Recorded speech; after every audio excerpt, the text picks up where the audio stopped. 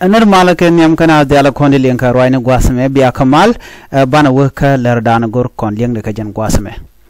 maron kina dangre wal badek e cha tanche jek a Dr. Martin ikene jek wudeme jen Dr. Martin e ko ngajen ocean wari shaka daga into section genetic 9 counties kan wari tila style ke 7 county kan wari tila friendly jana kantin no dang wan jeken kantin no dang baro goken an jo kulu benantam mo kwene yeme a jo mun pay kana ladan kuma kirma yadi ne ko ne pin kirma yadit ko wude me jela spokesperson cabinet minister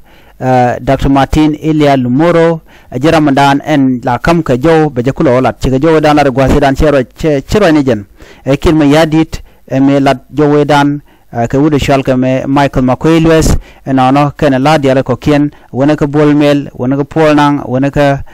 sholton ba lokane dial tigani ten konin te ka lang ka rach mishit ka raje dan me kana kula gwazame a genetic mixed reaction michi to kan tama okay and wo ladjen wo e ron kin dang rewel de ge shamal me chaje tan ke je ki mal ron kin dang rewel ba de kan wo che jek no a genede ne jogona na kana jek ka kujamo ladne ni gere ko chine kwanye ramudo dien me bi peace deal me bi continue kane kel rami mo be mal bi lat kane kel shima Dr. Yang Machar so rama cha kwanye tamam right kone ke jin kwi 2018 revitalize peace agreement edan wude shalka me par call ajaram dan en bine let kel ke je ka kujamo mal ken je chwane miskot mal jatin kana kon yar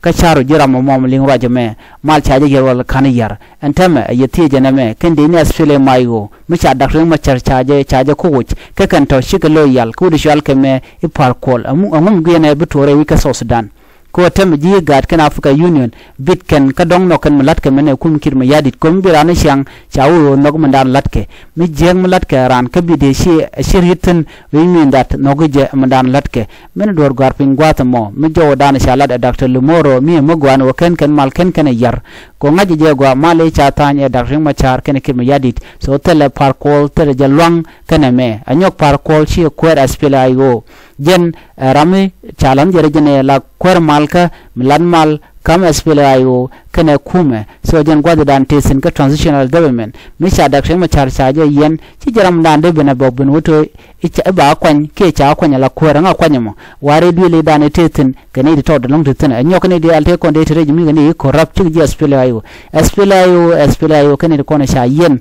to kwala demand no kalon ke menini di kon international community kan jo to bno alon ke ban mi to gon wale wude me chale Dr. Lumoro kana ne diala konen kula right tin ko right to dian chiken ladano ba wude chal ke par ko ba jelat gwa Dr. Machar men char men ko pin gwadamo ngugo jimo kam to gon tama pin bete kor wala chabete ko kor kam spell ayo kana SSPDF me kor mi dire shi ko to la kona linje to gwamche to gwadame men char men ko pin gwadam